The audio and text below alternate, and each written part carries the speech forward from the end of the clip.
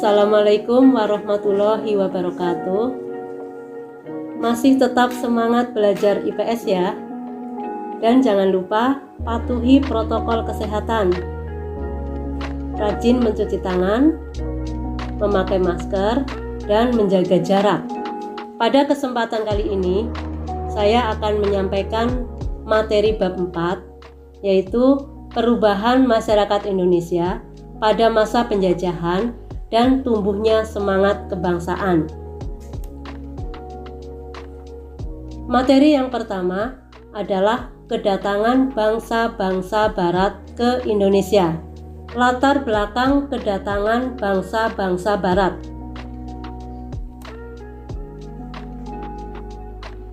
Latar belakang kedatangan bangsa Barat yang pertama ke Indonesia adalah daya tarik Indonesia bagi bangsa-bangsa Barat.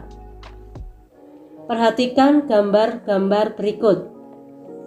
Gambar pertama adalah gambar cengkeh, kemudian lada, kemiri, dan pala.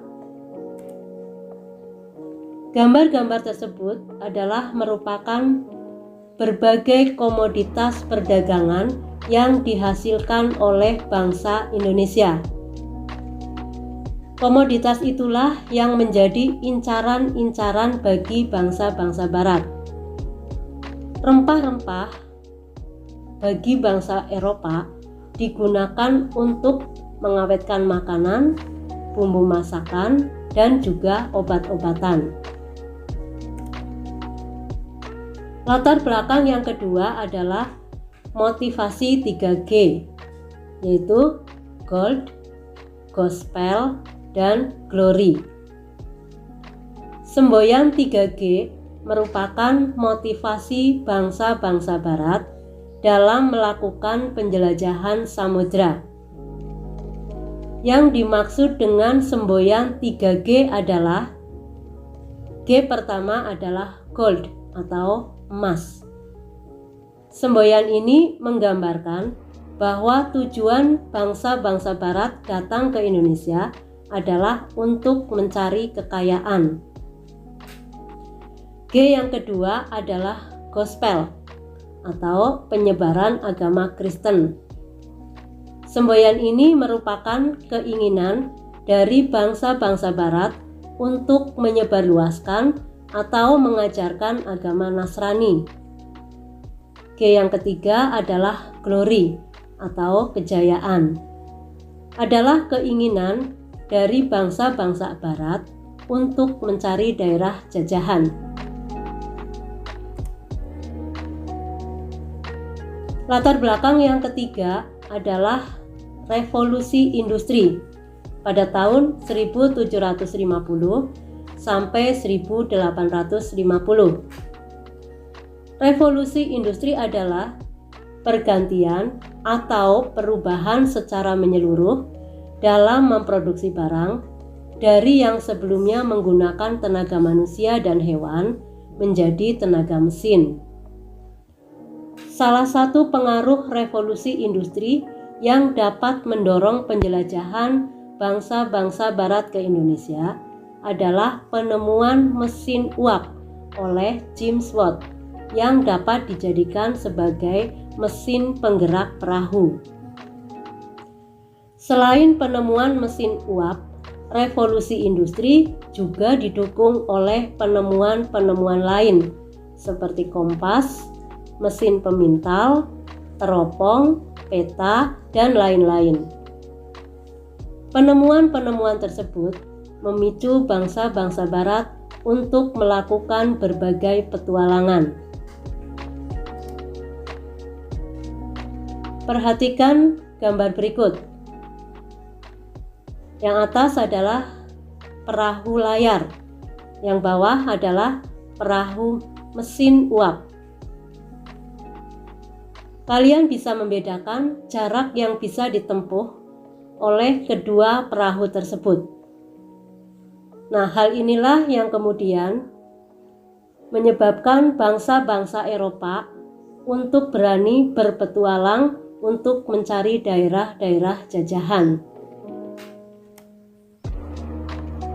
Latar belakang yang keempat adalah jatuhnya kota Konstantinopel ke tangan Kekaisaran Turki Utsmani pada tahun 1453. Kota Konstantinopel adalah merupakan satu-satunya kota dagang di Eropa yang menjual rempah-rempah dari Indonesia. Jatuhnya kota Konstantinopel yang sebelumnya merupakan wilayah kekuasaan Romawi atau Eropa Barat ke tangan Turki Utsmani atau Asia Barat, mengakibatkan sulitnya akses rempah-rempah ke Eropa sehingga mereka kemudian mencari rempah-rempah langsung ke sumbernya, yaitu Indonesia. Materi yang selanjutnya yaitu tentang kedatangan bangsa-bangsa Barat ke Indonesia. Perhatikan peta rute kedatangan bangsa-bangsa Barat ke Indonesia. Bangsa Eropa yang merupakan pelopor penjelajahan samudra adalah yang pertama Portugis, yang kedua Spanyol, yang ketiga Inggris, yang keempat Belanda. Yang pertama adalah bangsa Portugis. Orang Portugis pertama yang melakukan pelayaran adalah Bartolomeus Dias. Bartolomeus Dias melakukan pelayaran melalui arah timur dengan menyusuri pantai barat Afrika sampai ujung selatan benua Afrika atau Tanjung Harapan. Orang yang kedua adalah Vasco da Gama. Ia melanjutkan usaha dari Bartolomeus Dias dari Tanjung Harapan, kemudian ia melewati Mozambik, kemudian sampai di Calicut atau India pada tahun 1498. Calicut adalah merupakan kota dagang utama di India yang dikenal dengan nama Goa. Selanjutnya, Portugis mendirikan pangkalan dagang di kota Goa. Orang ketiga dari Portugis yang melakukan penjelajahan samudra adalah Alfonso de Albuquerque. Alfonso kemudian ditunjuk menjadi gubernur pangkalan dagang Portugis di Goa.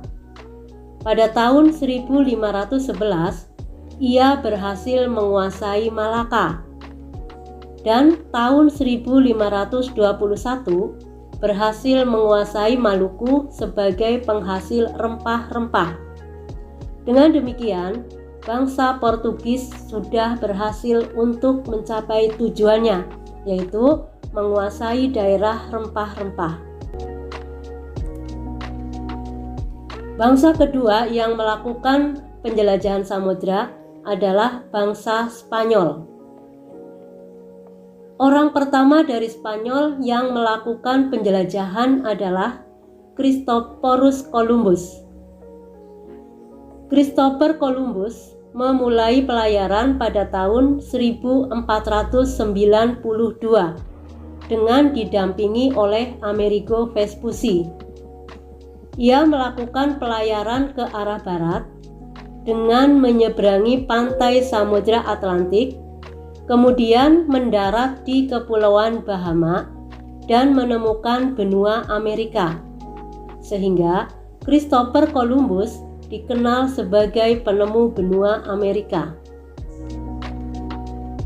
Orang yang kedua dari Spanyol adalah Ferdinand de Magellan.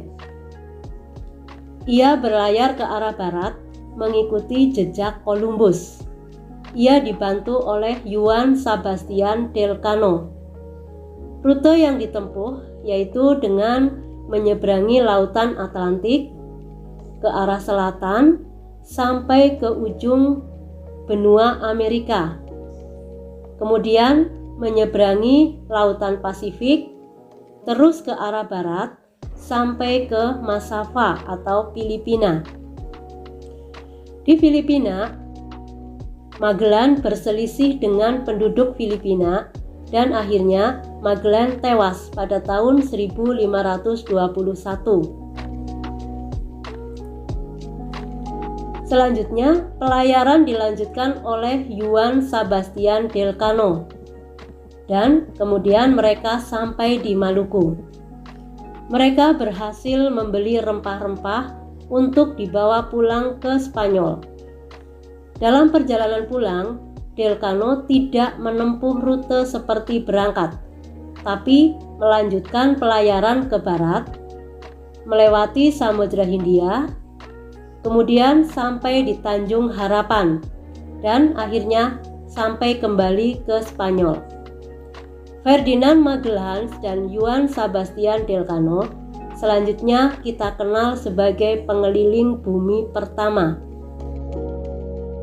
Bangsa ketiga yang melakukan penjelajahan samudra adalah bangsa Inggris.